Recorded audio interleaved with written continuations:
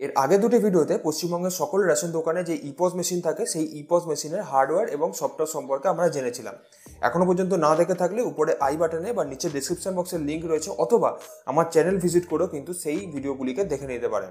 চ্যানেলে কিন্তু অবশ্যই প্লেলিস্ট করা আছে, প্রত্যেকটি ভিডিওর ক্যাটাগরি অনুযায়ী কিন্তু ভাগ করা আছে, আপনারা কিন্তু প্লেলিস্ট অবশ্যই চেক করবেন। আজকের এই পার্টিকুলার ভিডিওতে আমরা ওই ইপস মেশিন কিভাবে আপনারা ওয়াইফাই কানেক্ট করে চালাবেন, অথবা ওয়াইফাই যদি অলরেডি কানেক্ট থাকে সেখান থেকে কি করে আপনারা জিএসএম সুইচ করবেন, অথবা জিএসএম যদি সিলেক্ট করা থাকে তাহলে সেখান থেকে কি করে আপনারা ওয়াইফাইকে সিলেক্ট করে বা কানেক্ট করে আপনারা কি করে ইপস মেশিন চালাবেন, সেটাই কিন্তু আজকের এই পার্টিকুলার ভিডিওতে আমরা দেখব। অবশ্যই কিন্তু আশা রাখবো ভিডিওটিকে আপনারা শেষ পর্যন্ত দেখবেন এবং চ্যানেলে নতুন হলে চ্যানেলটিকে সাবস্ক্রাইব করে দেবেন। চলুন শুরু করে নেওয়া যাক। তো আমরা ইপস টেবিলে চলে এসেছি।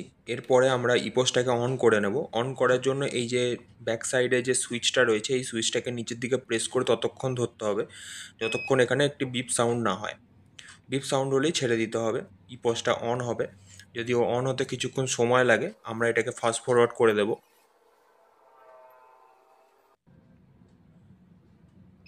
ইপস অন হওয়ার পরে এর মধ্যে যতগুলি অ্যাপ্লিকেশানস রয়েছে প্রত্যেকটি অ্যাপ্লিকেশানস এখানে ডিসপ্লে হয়ে যাবে। আমরা এই যে নিচের দিকে যে টাস্ক বার রয়েছে এই টাস্ক বারেতে অনেকগুলি অপশানস রয়েছে যেগুলো আমি আগের ভিডিওতেই দেখিয়েছিলাম। এই টাস্ক বারেতে দেখুন এখানে টাওয়ারটা কিন্তু চলে এসেছে, যেটা নেটওয়ার্কের সিম্বল। সেখানে কিন্তু 2 লেখা আছে এবং নেটওয়ার্কের যে লাইনিংগুলো থাকে সেগুলো কিন্তু চলে এসেছে, অর্থাৎ এটা 2 নম্বর সিম থেকে অপারেট হচ্ছে। এটাকে ওয়াইফাই করার জন্য কমিউনিকেশন সেটিংসে ক্লিক করে এখানে ইয়েস করব।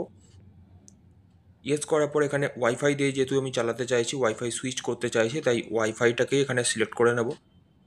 এরপরে আমরা নিচের দিকে সেটিংস অপশানেতে যাব এবং ওয়াইফাইটাকে আবার সিলেক্ট করব। দেখুন এতগুলি ওয়াইফাইয়ের সাথে অলরেডি কানেক্টেড ছিল, আমরা নতুন অ্যাড্রেসে সিলেক্ট করতে চাইছি, তাই এখানে অ্যাড অপশানেতে ক্লিক করব এবং নতুন করে স্ক্যান করব। দেখুন এখানে স্ক্যানিং হচ্ছে এবং আমরা যে মোবাইলে হটস্পট দিয়ে কানেক্ট করে এটা চালাবো, তো মোবাইল হটস্পটটাকে অন করে নিয়েছি।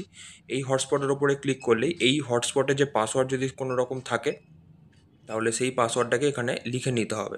যদি কোনো রকম পাসওয়ার্ড না থাকে তাহলে এটা অটোমেটিক্যালি কিন্তু কানেক্ট হয়ে যাবে। এরপর আমরা ওকে করব। ওকে করার পরেই এই যে ওপরের দিকে এখানে ওয়াইফাইয়ের একটি সিম্বল চলে আসবে।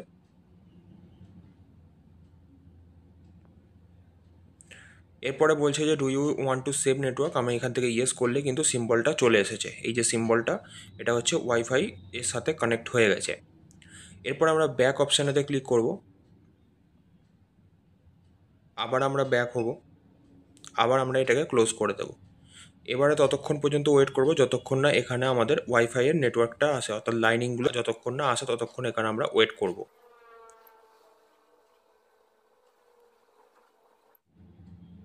তো দেখুন এখানে কিন্তু ওয়াইফাইয়ের প্রত্যেকটি লাইনিং এখানে কিন্তু চলে এসেছে, ওয়াইফাই ফুল নেটওয়ার্ক এখানে কিন্তু রয়েছে, অর্থাৎ মেশিনটি ওয়াইফাইয়ের সাথে কানেক্ট হয়ে গেছে। এরপরে আমরা যদি ওয়াইফাইটাকে আবার নতুন করে জিএসএমে অর্থাৎ সিম কার্ড দিয়ে চালাতে চাই, আমরা কমিউনিকেশন সেটিংসে যাব। এরপর আমরা আবার ইয়েস করব। যেহেতু ওয়াইফাই দিয়ে কানেক্ট ছিল তাই ওয়াইফাই সিলেকশন রয়েছে। এরপর এটাকে আমরা জিএসএম করতে গেলে জিএসএম এই অপশানটাতে ক্লিক করব। এরপর আমরা সেটিংসে যাব। যদি এটা প্রয়োজন নেই, যদি সিম সিলেকশনের দরকার পড়ে তাহলে কিন্তু প্রয়োজন, তো সিম সিলেকশন করব। এবং যদি কোনো রকম অন্য সিম 1 বা সিম 2 সিলেকশন করতে চাই তাহলে করতে পারি, অথবা অটো রেখেই কিন্তু আমরা চালাতে পারি। যে অঞ্চলেতে যে এলাকাতে আপনি যাবেন সেই এলাকাতে যেমন সিমের নেটওয়ার্ক থাকবে সেই সিমের নেটওয়ার্ক অনুযায়ী কিন্তু এখানে অটো সিলেক্ট করলে কিন্তু অটোমেটিক্যালি সিম সিলেকশন হয়ে যাবে। এরপরে দেখুন এখানে এই যে এলাকাতে আর কি এই ইপোস মেশিনটা রয়েছে সেখানে কিন্তু 2 নম্বর সিম দিয়ে কিন্তু এখানে এই ইপোস মেশিনটি কানেক্ট আছে, তাই 2 নম্বর সিম এখানে শো করছে এবং নেটওয়ার্কের লাইনিংগুলো কিন্তু চলে এসেছে। অর্থাৎ বুঝতেই পারছেন যে খুবই ইজিলি কিন্তু আপনারা ওয়াইফাই থেকে জিএসএম অথবা জিএসএম থেকে ওয়াইফাই সিলেকশন করতে পারবেন। এরপরে দেখুন আমরা পিডিএস অপশানটা ওপেন করে নিয়েছি এবং জিপিআরএস এবং আরডিএস এই দুটি অপশান কিন্তু অটোমেটিক্যালি এখানে কানেক্ট হয়ে যাবে, গ্রিন হয়ে যাবে। গ্রিন হয়ে গেলেই বুঝেই নিতে হবে যে এটা এই মিপস মেশিনটি পুরোপুরিভাবে রেডি রয়েছে পরের ট্রানজ্যাকশানগুলি করার জন্য। আশা করছি এই ভিডিওটি দেখার পরে আপনাদের আর ইপস মেশিনে ওয়াইফাই থেকে জিএসএম বা জিএসএম থেকে ওয়াইফাই কানেক্ট করা বা সুইচ করা এগুলো নিয়ে কোনো রকম সমস্যা হওয়ার কথা নয়। যদি এরপরও কোনো রকম জিজ্ঞাসা থেকে থাকে এই বিষয় নিয়ে, অবশ্যই কিন্তু আমাকে এই ভিডিওর কমেন্ট বক্সেতে অবশ্যই জানান। আর যদি কোনো রকম আমাদের ভুলভ্রান্তি হয়ে থাকে সেটাও কিন্তু অবশ্যই জানাবেন। আর যদি কোনো সাজেস্টিভ কোনো রকম টপিক থাকে অবশ্যই কিন্তু সেটাও জানাবেন। আর এই ভিডিওটিকে অবশ্যই কিন্তু একটি লাইক করে আমাদের অ্যাপ্রিসিয়েট করুন এবং যদি পসিবল হয় ভিডিওটিকে একটি শেয়ার করে দেবেন। চলুন আজকের মতো এইটুকুই, দেখা হচ্ছে আমার next video. Till then, bye by.